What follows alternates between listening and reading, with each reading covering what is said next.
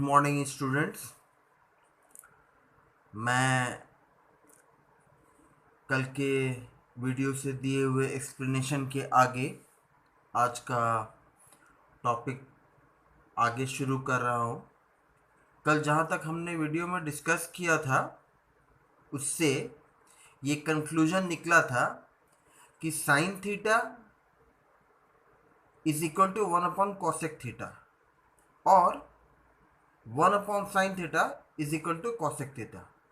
That means the conclusion is that sin theta and cosec theta are both reciprocal to each other. Similarly,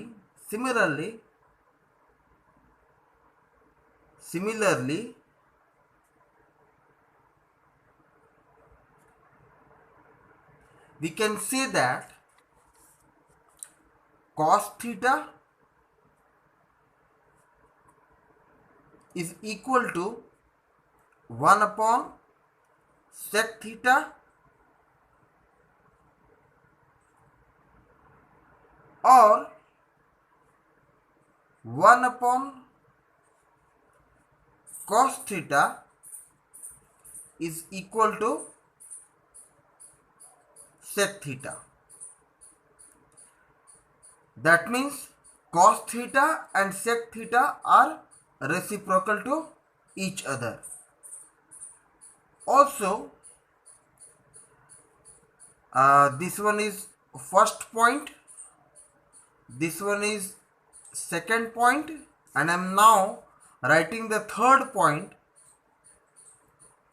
which is tan theta is equal to 1 upon cot theta, or we can also write that 1 upon tan theta, 1 upon tan theta is equal to cot theta. अब वापस अपने main point पर चले आते हैं जो कि कल के वीडियो में मैंने यहाँ पे एक्सप्लेन किया था.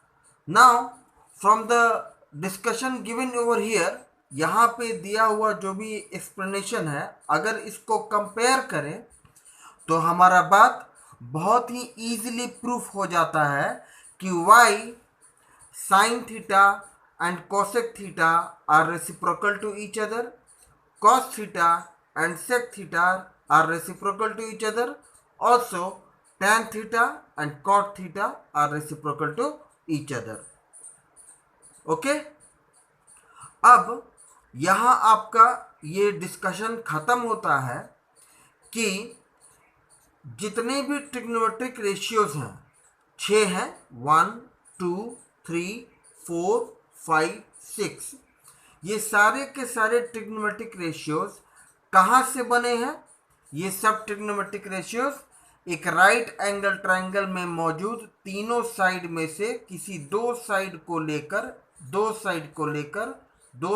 लेकर रेशियो बनाने पर बने हैं. इसीलिए इनको ट्रिग्नोमेट्रिक रेशियोज कहा जाता है. टी रेशियोज आप देखिएगा चैप्टर के ऊपर में आपको जो हेडिंग लिखा हुआ है वो टी रेशियोज लिखा हुआ होगा.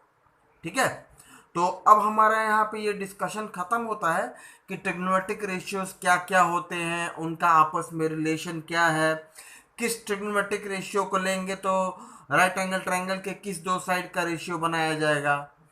ठीक है, तो कल मैंने कहा था आप इतने पोर्शन को आप याद करने का कोशिश करिए ताकि आगे क्वेश्चन सॉल्व करने के दौरान कौन सी ट्रिग्नोमेट्रिक रेशियो में किन दो साइड्स का रेशियो बनता है ये आपको क्लियर होना चाहिए. जैसे एग्जाम्पल के तौर पे अगर हम साइन थीटा लिखेंगे तो किसी भी राइट एंगल ट्रायंगल में साइन थीटा लिखने पर sine theta will be equal to उस राइट एंगल ट्रायंगल में मौजूद परपेंडिकुलर बाई हाइपोटेनस अगर लिखाएगा तो that will be equal to sine theta.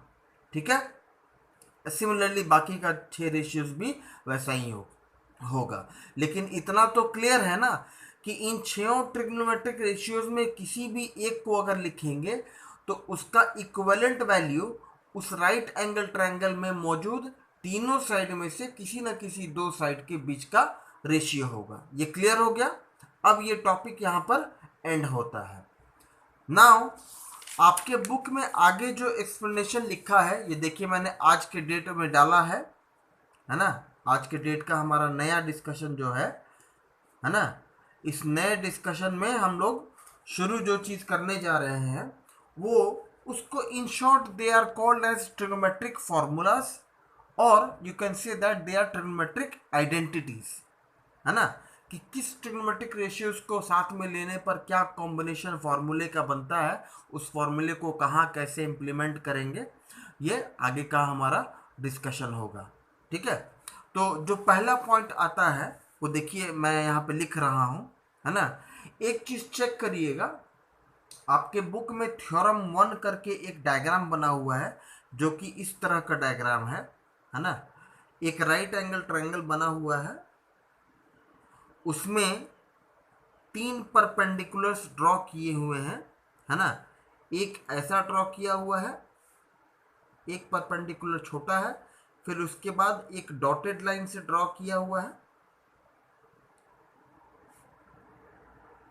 है ना, एंड फिर लास्ट में एक और है। ठीक है।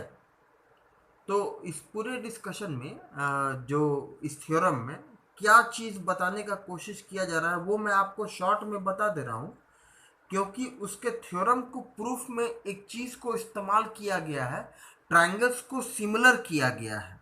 ट्रायंगल्स को सिमिलर किया गया है।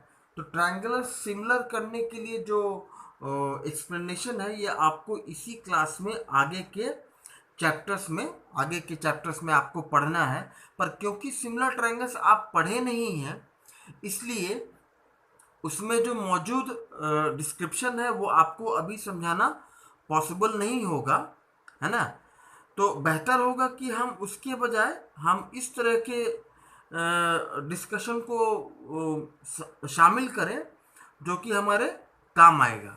देखिए जो इस थ्योरम में स्टेटमेंट लिखा हुआ है, वो स्टेटमेंट क्या लिखा है आप चेक कर लीजिएगा। आपको मैंने पहले सेंड किया है कि इस डायग्राम के थ्रू ये शो किया जा रहा है कि यहाँ पे अगर देखा जाए तो 3 राइट एंगल ट्रायंगल है।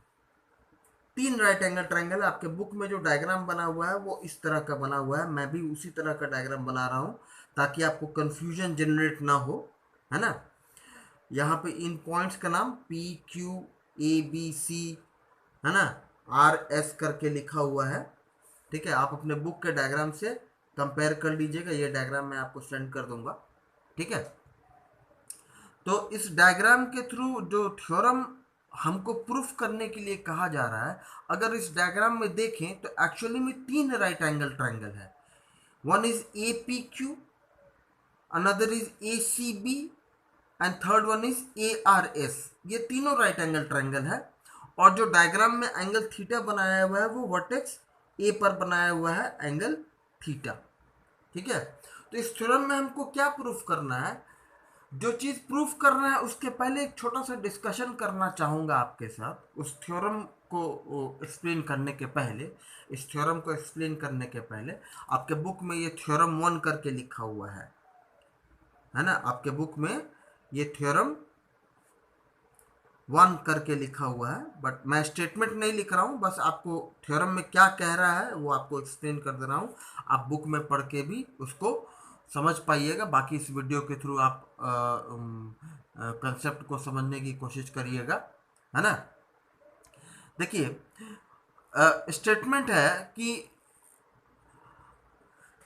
The show that the value of each of the trigonometric ratios of an angle does not depend on the sides of the triangle। इस पूरे थ्योरम का मतलब क्या है पहले समझिए।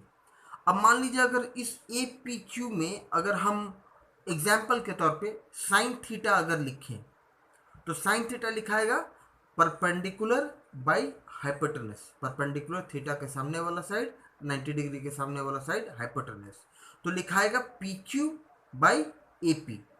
इस ट्रायंगल APQ में अगर हम साइन थीटा लिखें, इन ट्रायंगल APQ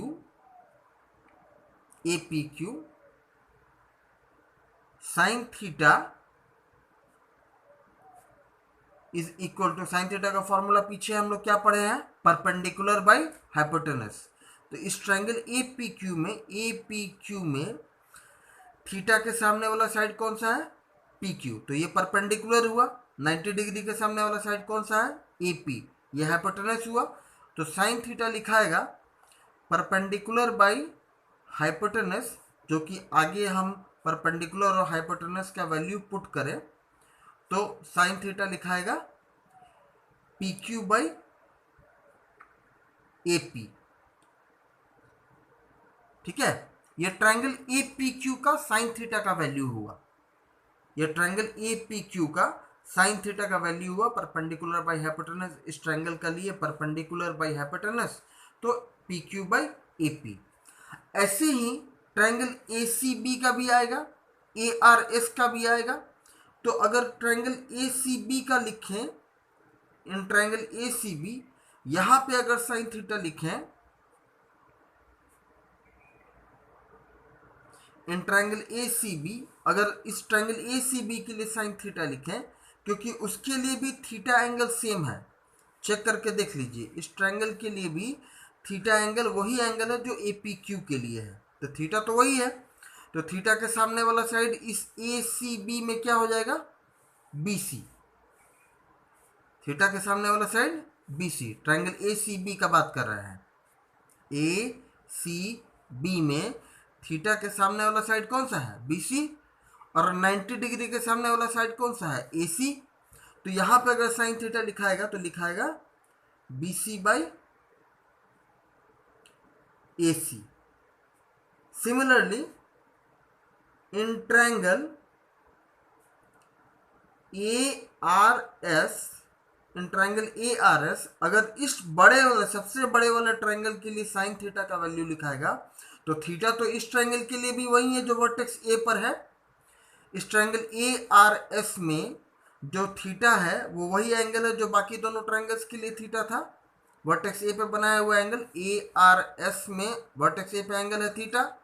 तो थीटा के सामने वाला साइड इस बड़े वाले ट्रायंगल के लिए, थीटा के सामने वाला साइड आर एस, ये हो गया इस ट्रायंगल का परपेंडिकुलर, और 90 डिग्री के सामने वाला साइड हो गया ए आर, जो कि इस बड़े वाले ट्रायंगल का हाइपोटेनस हो गया। तो perpendicular by hypotenuse triangle A R S के लिए अगर लिखाएंगे, ए आर एस के लिए परपेंडिकुलर बाय हाइपोटेनस अगर लिखाएगा तो लिखाएगा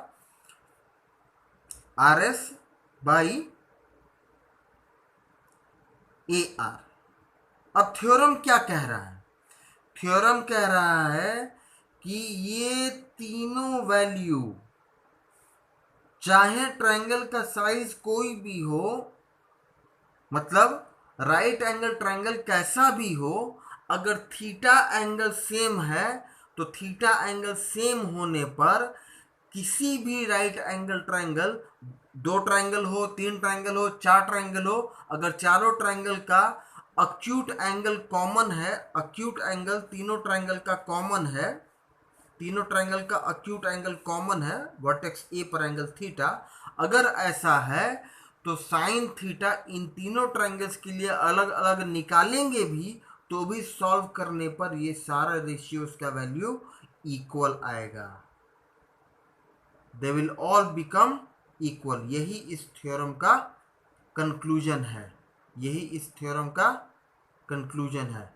इसका प्रूफ आपके बुक में दिया हुआ है, लेकिन प्रूफ को समझने के लिए जो चीज़ वहाँ पे लिखा हुआ है, सिमिलर ट्रायंगल ऐसा चीज़ लिखा हुआ है, तो उसके ऊपर मैं चर्चा इसलिए नहीं करूँगा क्योंकि सिमिलर ट्रायंगल्स आप लोग अभी पढ़े नहीं हैं। अभी बस मैं आपको इतना समझा रहा हूँ कि उस थ्योरम में क्या कहने का कोशिश किया जा रहा है।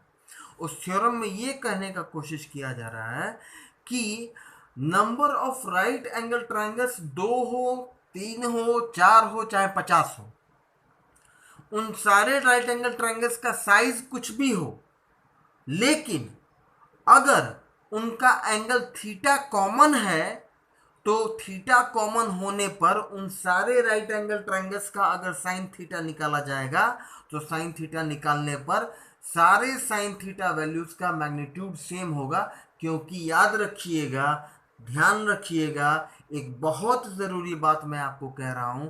साइन थीटा क्या है? Sine theta sine theta sine theta एक ट्रिग्नोमेट्रिक रेशियो है। रेशियो का क्या मतलब होता है?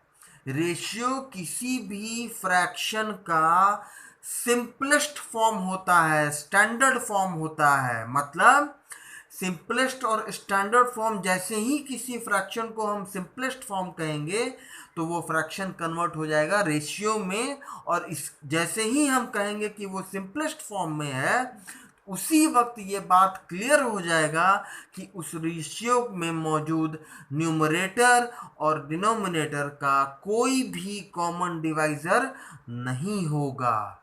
कोई भी कॉमन डिवाइजर नहीं होगा। मतलब कहने का यहाँ पे ये है कि क्योंकि साइन थीटा एक रेशियो है, तो अगर आप चाहे किसी भी ट्रायंगल में साइन थीटा निकालिएगा, अगर एंगल थीटा कॉमन है, ध्यान से सुनिएगा, अगर एंगल थीटा कॉमन है तो साइन थीटा कितने भी नंबर ऑफ ट्रायंगल्स हों, अगर उन सारे ट्रायंगल्स का साइन थीटा कॉमन है, सॉरी एंगल थीटा कॉमन है, तो उन सारे ट्रायंगल्स के लिए अगर साइन थीटा निकाला जाएगा तो साइन थीटा का मैग्नीट्यूड सेम ही आएगा, क्योंकि लेंथ बड़ा होने पर भी वो बड़ा लेंथ आपस में लास्ट में रिड्यूस होगा ना। रिड्यूस इसलिए होगा क्योंकि अल्टीमेटली तो उसको तो रेशियो में कन्वर्ट होना है ना। जैसे एग्जाम्पल के तौर पे मैं यहां पर लिख रहा हूं 4/5।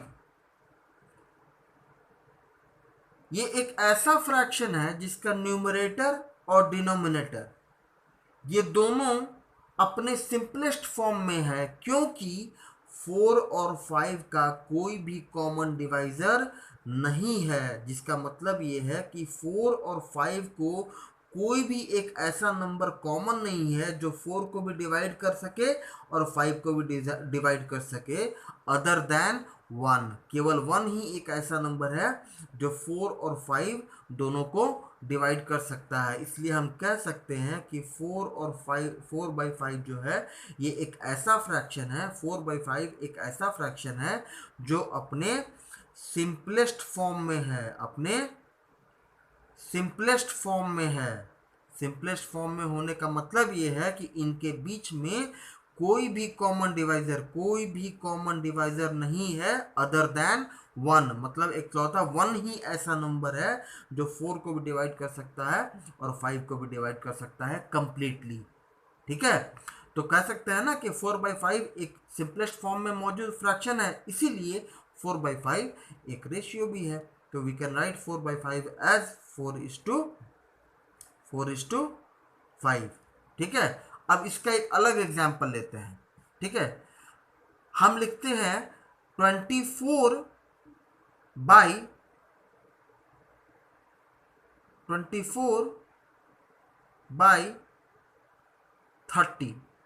है ना। ये एक एग्जाम्पल है, it is just an example, है ना।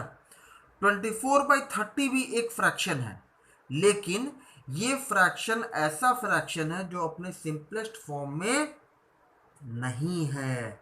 ये फ्रैक्शन सिंपलेस्ट फॉर्म में नहीं है क्योंकि 24 और 30 को डिवाइड करने वाला 1 के अलावा एक और ऐसा नंबर है जो इन दोनों को कंप्लीटली डिवाइड कर सकता है। 6 का टेबल अगर याद हो तो 6 4 जा 24, 6 5 जा 30।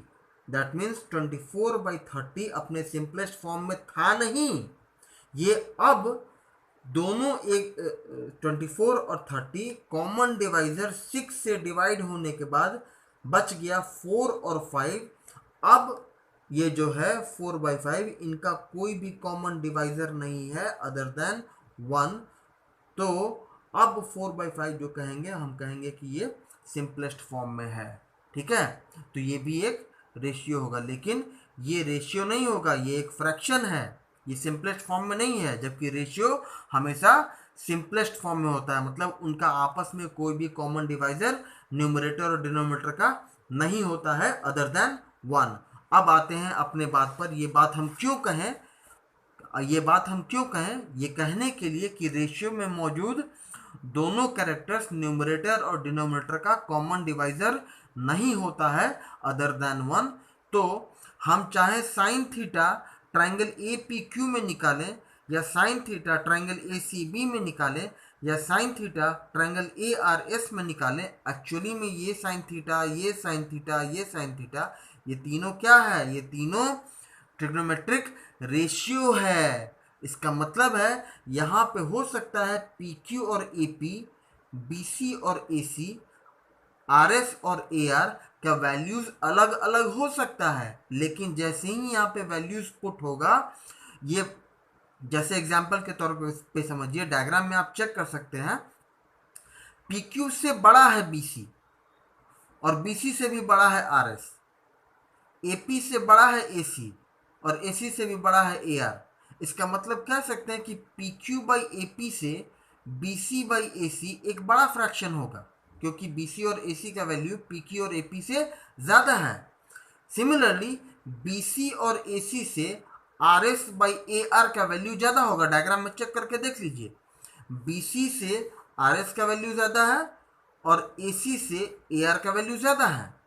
ठीक है, तो इस फ्रैक्शन से इस फ्रैक्शन का वैल्यू ज़्यादा होगा, लेकिन क्योंकि ये तीनों क्या है? रेशियो है, तो अल्टीमेटली इन तीनों को आपस में कट होने के बाद, न्यूमरेटर और डिनोमिनेटर को कॉमन डिवाइजर से डिवाइड होने के बाद इनको रिड्यूस होना ही है, और रिड्यूस होकर के लास्ट में जो सिंपलेस्ट फॉर्म बचेगा वो इनका, इनका और इनका, तीनों का सिंपलेस्ट फॉर्म इक्वल ही आएगा, इक्वल ही आएगा, इक्वल ही आएगा। क्योंकि क्योंकि क्योंकि ये साइन थीटा, ये साइन थीटा, ये साइन थीटा, ये तीनों साइन थीटा तीन अलग अलग ट्राइंगल्स के ट्रिग्नोमेट्रिक वैल्यूज हो सकते हैं, लेकिन इन तीनों वैल्यूज में जो एंगल थीटा है, एंगल थीटा है, ये एंगल थीटा कॉमन है, एंगल थीटा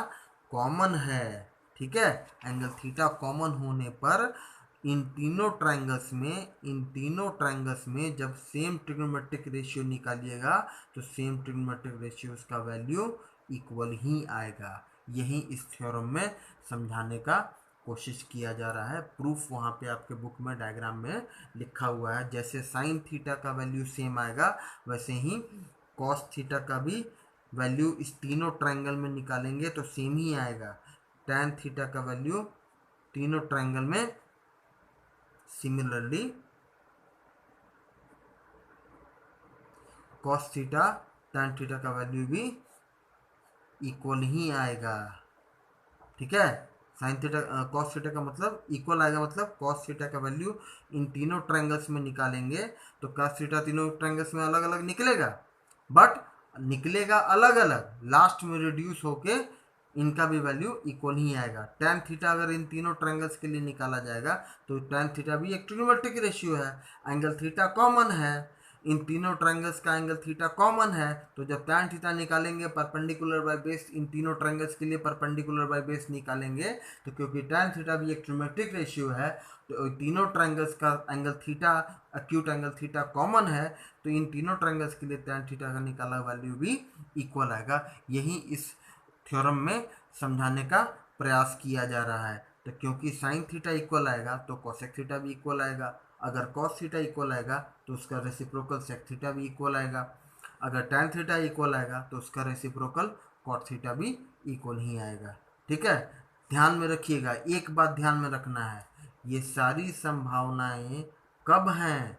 ये सब संभावना कब है? जब ट्रायंगल का एंगल थीटा कॉमन हो, एंगल थीटा कॉमन होना चाहिए। ठीक है, इसीलिए ट्रायंगल्स का साइज कितना भी बड़ा हो, अगर सारा ट्रायंगल्स राइट एंगल ट्रायंगल है, सारे ट्रायंगल्स का एंगल थीटा कॉमन है, परपेंडिकुलर्स जो है ये देखिए सेम बेस के ऊपर तीनों परपेंडिकुलर है तो तीनों पैरेलल होगा, है ना। परपेंडिकुलर्स अगर पैरेलल हैं तो कितना भी नंबर, यहाँ पे 3 बनाया हुआ है, अगर हम चौथा भी बना दें या 5वां भी बना दें, इसको एक्सपैंड कर दें आगे, चौथा और पांचवा भी बना दे, और लेकिन परपेंडिकुलर ही होना चाहिए। जैसे देखिए मैं बना देता हूँ, इसको आगे प्रोड्यूस कर देता हूँ और इसको इधर प्रोड्यूस कर देता हूँ और इसको ज्वाइन कर देता हूँ, तो एक और राइट एंगल ट्रायंगल बन गया, है ना। ये भी परपेंडिकुलर है। तो अकॉर्डिंग टू थ्योरम जो इन तीनों ट्रायंगल्स के लिए साइन थीटा का वैल्यू निकलेगा, वही इस बड़े वाले ट्रायंगल के लिए भी साइन थीटा का वैल्यू भी उतना ही आएगा। ठीक है, तो बोलेंगे ये थ्योरम कब काम करेगा? ये थ्योरम तब काम करेगा, दो चीज ध्यान में रखना है। ट्रायंगल्स का एंगल थीटा कॉमन होना चाहिए और उनका परपेंडिकुलर्स सेम बेस पर होना चाहिए। ठीक है, तो अगर ऐसा होगा तो कितने भी नंबर ऑफ ट्रायंगल्स हो, उन सारे ट्रायंगल्स का सेम ट्रिग्नोमेट्रिक रेशियो का वैल्यू इक्वल होगा। सेम ट्रिग्नोमेट्रिक रेशियो का मतलब समझ रहे हैं ना? साइन थीटा का वैल्यू इन चारों ट्रायंगल्स के लिए सेम होगा, कॉस थीटा का वैल्यू इन चारों ट्रायंगल्स के लिए सेम होगा, टैन थीटा का वैल्यू इन चारों ट्रायंगल्स के लिए सेम होगा। बात समझ में आ गया? आपका ये थ्योरम का एक्सप्लेनेशन कंप्लीट हो गया। अब आगे स्टेप में हम लोग बढ़ रहे हैं, है ना। आपके डिस्कशन में आगे जो चीज़ लिखा हुआ है ना, वो प्रूफ करने के लिए लिखा है कि tan theta is equal to sine theta bye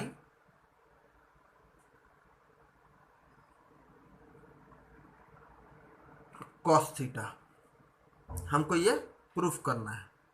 क्या करना है? प्रूफ करना है कि tan theta is equal to sine theta by cos theta. तो हम एक काम करते हैं, अपने प्रूफ को लेके चलने के लिए हम केवल tan थीटा को लिखते हैं। अगर हम tan थीटा को लेकर चलें और बाद में उसको sign theta by cos theta तक पहुंचा दें, तो ये प्रूफ हो जाएगा कि tan theta is equal to sine theta by cos theta, है ना। या अगर इसको प्रूफ करना है तो हम ये कहते हैं कि LHS को RHS के बराबर साबित कर दें, तो ये प्रूफ हो जाएगा। तो हम LHS लेकर चल रहे हैं, left hand side of the equation लेकर चल रहे हैं। LHS क्या है? tan theta. ठीक है, तो tan थीटा का वैल्यू क्या होता है? पीछे के फॉर्मूले के अनुसार tan थीटा का वैल्यू क्या होता है? होता है P by B। P by B होता है। पहले हम लोग पढ़े हैं कि किसी भी फ्रैक्शन में न्यूमरेटर और डिनोमिनेटर को सेम क्वांटिटी से मल्टीप्लाई कर सकते हैं, न्यूमरेटर और डिनोमिनेटर को सेम क्वांटिटी से डिवाइड भी कर सकते हैं। क्या ऐसा बात सही है?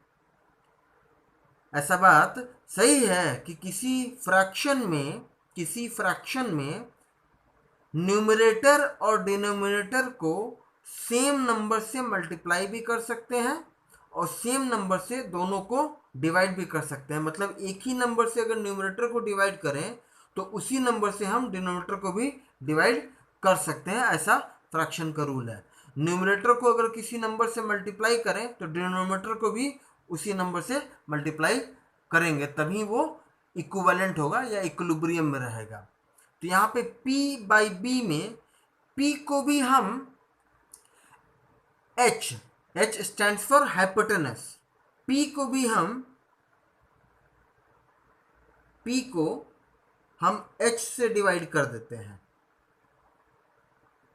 और नीचे ये हो गया, ऊपर वाला पार्ट हो गया न्यूमरेटर, ये हो गया न्यूमरेटर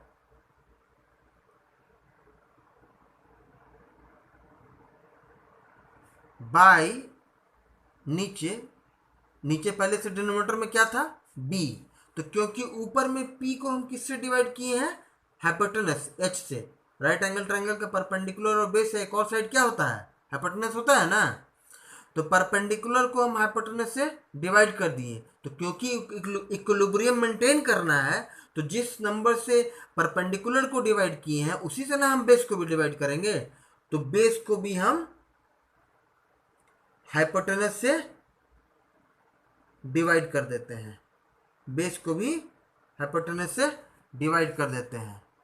और ये हो गया हमारा डिनोमिनेटर।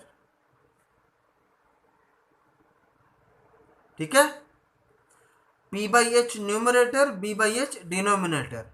अब अपने दिए हुए फॉर्मूले में, पीछे दिए हुए फॉर्मूले में जरा चेक करके देखिए तो P बाई एच को क्या कहते हैं, B बाई एच को क्या कहते हैं, P बाई एच को कहते हैं sine theta. P by H को क्या कहते हैं, P बाई एच को क्या कहते हैं, sine theta. B by H को क्या कहते हैं, कॉस थीटा। तो क्या P बाई एच के जगह पे साइन थीटा लिख सकते हैं और B बाई एच को कॉस थीटा लिख सकते हैं? बिल्कुल लिख सकते हैं, क्योंकि P by H is equal to sine theta and B by H is equal to cos theta. तो हम लोग tan theta left hand side को लेके चले थे और जहां तक पहुंचे वो इस इक्वेशन का राइट हैंड साइड है, इज इक्वल टू RHS, ठीक है। Therefore LHS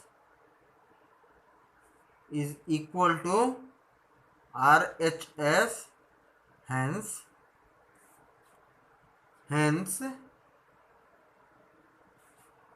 tan theta is equal to sin theta by cos theta। Proof हो गया, ठीक है। ये हो गया फर्स्ट, जो कि आपके प्रूफ किए हुए थ्योरम के बाद वाले पार्ट में दिया हुआ है ना। अपना बुक चेक कर लीजिएगा। इसका दूसरा पार्ट प्रूफ करना है कॉट थीटा, प्रूफ करना है cot theta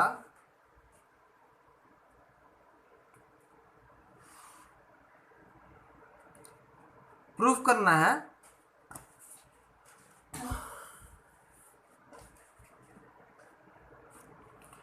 cot theta is equal to cos theta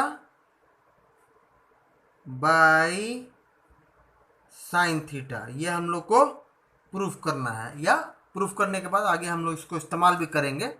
तो सेम काम करते हैं जैसे ऊपर किए थे। Taking left hand side of the equation, equation के लेफ्ट हैंड साइड को ले लेते हैं, ठीक है। लेफ्ट हैंड साइड में क्या है हमारा, इक्वेशन के लेफ्ट हैंड साइड में क्या है, कॉट थीटा। तो कॉट थीटा को ले लेते हैं, ठीक है। कॉट थीटा को लेके चलेंगे तो कॉट थीटा का वैल्यू क्या होता है, B बेस बाय परपेंडिकुलर, है ना कॉट थीटा का formula. Cot theta is equal to base by perpendicular, ठीक है। अब जैसे पिछले प्रूफ में किए थे, ऐसा हम कर सकते हैं ना कि न्यूमरेटर और डिनोमिनेटर दोनों को सेम क्वांटिटी से डिवाइड कर सकते हैं। तो हम बेस को भी हाइपोटेनस से डिवाइड कर देते हैं, बेस को भी हाइपोटेनस से डिवाइड कर देते हैं, बी को भी एच से डिवाइड कर देते हैं और पी को भी एच से डिवाइड कर देते हैं, ठीक है। इसको समझिएगा B बाई एच, इसको समझिएगा P बाई एच, ठीक है। तो ये भी हो गया हमारा न्यूमरेटर और ये हो गया हमारा डिनोमिनेटर, ठीक है।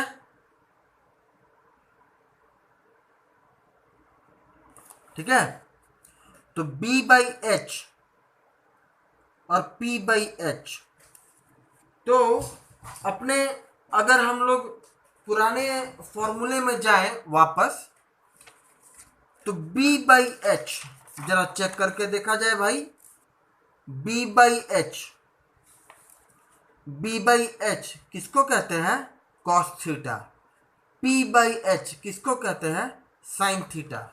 इसका मतलब इस B बाई एच के जगह पे हम लोग कॉस थीटा लिख सकते हैं।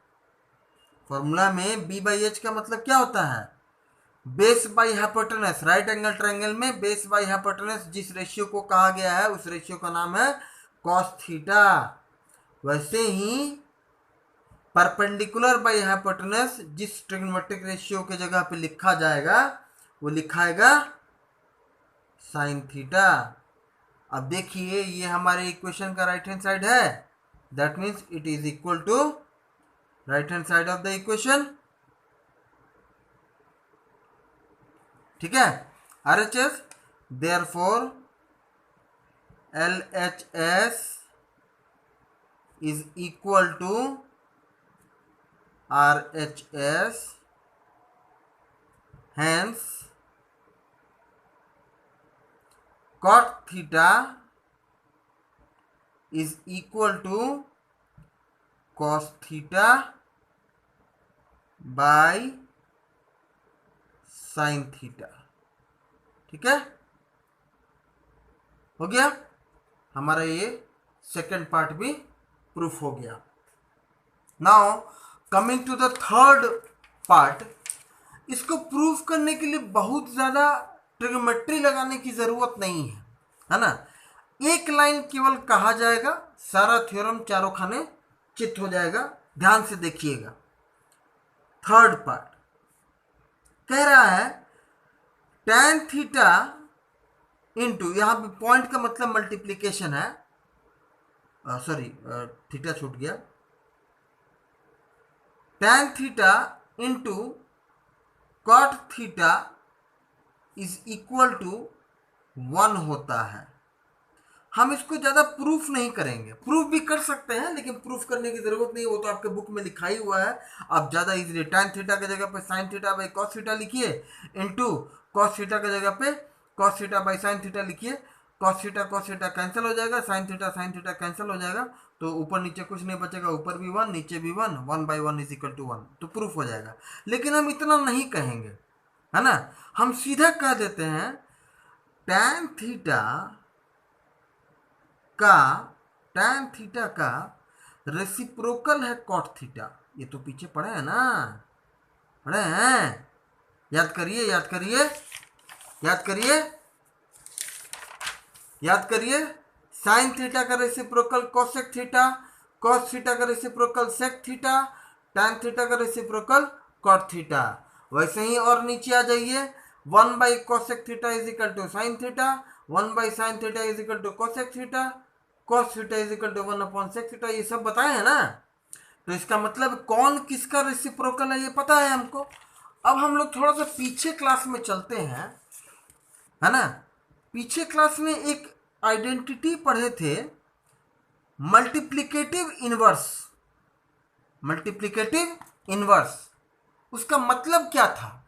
उसका मतलब ये था कि दुनिया का कोई भी नंबर हो, नंबर सिस्टम में मौजूद कोई भी नंबर हो एक्सेप्ट जीरो, जीरो को छोड़कर कोई भी नंबर हो दुनिया का, वो नंबर जब भी अपने रेसिप्रोकल से मल्टीप्लाई होगा तो उस नंबर और उसके रेसिप्रोकल का प्रोडक्ट हमेशा 1 होता है। किसी भी नंबर का प्रोडक्ट उसके रेसिप्रोकल के साथ हमेशा 1 होता है। तो tan थीटा का रेसिप्रोकल है cot थीटा, या ये कहिए कि cot थीटा का रेसिप्रोकल है tan थीटा, तो इन दोनों का प्रोडक्ट 1 ही ना होगा। क्लियर है? कोई दिक्कत? फिर से सुन लीजिए, नंबर सिस्टम में मल्टीप्लिकेटिव इनवर्स में क्या कहा गया है कि जीरो को छोड़ के दुनिया का कोई भी नंबर हो, रैशनल नंबर हो, इंटीजर हो, फ्रैक्शन हो, नेचुरल नंबर हो, इरेशनल नंबर हो, कोई भी नंबर हो, उन सारे नंबर्स में से कोई भी नंबर ले लीजिए, उस नंबर का प्रोडक्ट उसके रेसिप्रोकल के साथ हमेशा 1 ही होता है। एग्जाम्पल के तौर पे देखिए, हम लिखते हैं √2, एग्जाम्पल दे रहे हैं, ये एक एग्जाम्पल है, इसका इससे कोई लेना देना नहीं है। √2 हम कहें कि इसका मल्टीप्लिकेटिव इनवर्स क्या होगा, तो मल्टीप्लिकेटिव इनवर्स कहता है कि इस नंबर को उसके रेसिप्रोकल, इसके रेसिप्रोकल मतलब 1/√2 से मल्टीप्लाई कर दीजिए। तो किसी भी नंबर को उसके रेसिप्रोकल के साथ मल्टीप्लाई करिएगा तो कैंसिल नहीं हो जाएगा, कैंसिल होके क्या बचेगा, 1 ही ना बचेगा। वैसे ही tan थीटा का रेसिप्रोकल है cot थीटा या cot थीटा का रेसिप्रोकल है tan थीटा, तो इन दोनों का प्रोडक्ट 1 ही होगा। बाकी आपके बुक में जो चीज़ लिखा हुआ है वो मैं वो भी लिख दे रहा हूँ। tan थीटा का जगह पे sin theta by cos theta लिख सकते हैं। अभी जस्ट पीछे 2 थ्योरम्स में डिस्कस किए हैं कि tan theta is equal to sin theta by cos theta, और इस डॉट का मतलब है मल्टीप्लीकेशन। cot थीटा के जगह पे हम लोग cos theta by sine theta लिख सकते हैं, ठीक है। अब साइन थीटा से कैंसिल, कॉस थीटा से कैंसिल, ऊपर ऊपर मल्टीप्लाई होके हो गया 1, ठीक है। नीचे भी हो गया 1, 1/1 इज इक्वल टू 1, ठीक है। लेकिन इतना लंबा बात करने से एक लाइन में जवाब है कि tan थीटा का रेसिप्रोकल है cot थीटा, तो किसी भी नंबर का प्रोडक्ट उसके रेसिप्रोकल के साथ हमेशा 1 ही होता है। इट इज़ वेरी क्लियर, इसमें किसी भी तरह का कोई भी डाउट नहीं है, ठीक है। कोई दिक्कत, कोई परेशानी नहीं है। अब हम अपना आगे का डिस्कशन अभी जस्ट नेक्स्ट वीडियो में आपको थोड़ी देर में मैं भेज रहा हूँ। तो तब तक इस वीडियो के थ्रू समझाए हुए कंसेप्ट को समझने का कोशिश करिए, है ना। और मैं बस तुरंत आधे घंटे में आपको इस चैप्टर के एक्सप्लेनेशन का लास्ट पार्ट, जो कि 2 या 3 फार्मूला है, मैं उसको आपको एक्सप्लेन करके अगले वीडियो के माध्यम से आपको भेजूंगा। और भेजने के बाद एक्सप्लेन करने का पार्ट ख़त्म हो जाएगा, फिर आगे का चर्चा करेंगे। तब तक के लिए थैंक यू।